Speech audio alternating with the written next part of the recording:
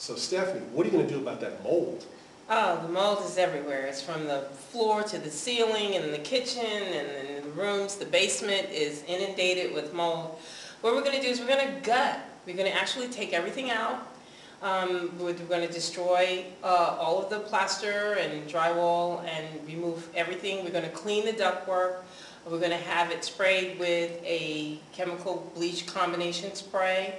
We're going to treat it and get it totally taken care of. We're also going to waterproof the basement so that the basement will be completely dry. The drain will drain away from the house, and they'll never have another problem. Excellent. So let's take a look at the video that we talk about what we're going to do with the mold. Let's take a look. Okay, remember that there's mold in this house, so like y'all keep that in mind, and then you decide what you're going to do. I mean, there's a possibility if the moisture hasn't, degraded it, that you can sand it down. But, once again, you guys need to decide on your sheets what you want to do, and then we can go from there. And you'll follow what we're doing, which will coincide with your sheet, so you can say, well, why did they choose to do this instead of the thing that I wrote down? You look at the cost of salvage. Exactly. Stephanie, questions? Yes. Now Any place on that first level where the mold has come up to whatever level will be removed. Okay? Anything that looks like it has mold will be removed. So that'll all be new. Wall down. So any drywall that ever has mold on it, I just recently did a basement or area. We completely gutted the basement because we didn't know where the mold was. We didn't know what was behind it. And then where it was on the walls till we just ended up treating the perimeter of the walls. And the same thing with plaster, which is a lot in this home. Plaster has to go because plaster is a living, breathing type of material. And, you might think that you've gotten rid of the mold, but it'll come back on you because it's living inside of the plaster. Make sure your contractor also checks the attic because you can't see that. I won't go up into an attic, but my contractor will. And I want to make sure that there is no mold that has penetrated up into the attic. And if there is, that needs to be remediated. But also, more importantly, if there's not even any mold, you need to know that there's adequate insulation up there as well. You don't want a home inspector nightmare. Right. Okay? They're bad enough because they all have to prove their worth. They all feel that they have to find something wrong because if they don't, then why did you pay them to do the inspection in the first place? Okay? Which is one of the reasons why the inspection company that I try to use most of the time is US Inspect. They actually approach it from an educational perspective for the buyer. They come to the property with computers, printers.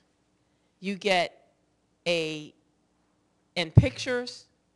You get an actual printout of the home inspection. You do not have to decipher handwriting, as many of us have had to do over the years. And what they do is they give the buyer a book, a binder, of what things they need to know about a house and what things they need to do to be a homeowner. So if they don't find a lot of things wrong, it's fine because they have educated this buyer on how to be a homeowner. But most home inspectors feel that they have to nitpick and find things wrong to prove that they are worth the money that the buyer has spent. I think I mentioned this before. The property that the gentleman had, that 7413, the property he had before this, the inspection came back saying that the spigot didn't work from outside. Well, if you go inside in the basement and you turn the water on, then the spigot will work. There were about 9 items on the home inspection sheet, which is nothing for a home inspection sheet. And out of the 9, 6 of them were things that he didn't do in order to find out that it worked. So you don't want a home inspection nightmare. That's all an inspector needs to see, is to go what she said in your attic and see evidence of mold, and you're shot. Then he's going to start to nitpick, and then you're going to get the proverbial 36-item list of things to repair. Then the next thing you know, you're battling about price. Then the next thing you know, you've lost your deal and you're back on the market.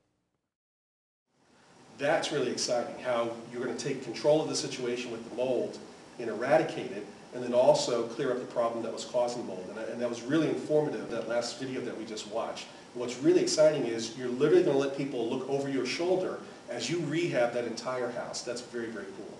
Yes. Absolutely. We are. But we actually have a surprise. You do? Yes, we do.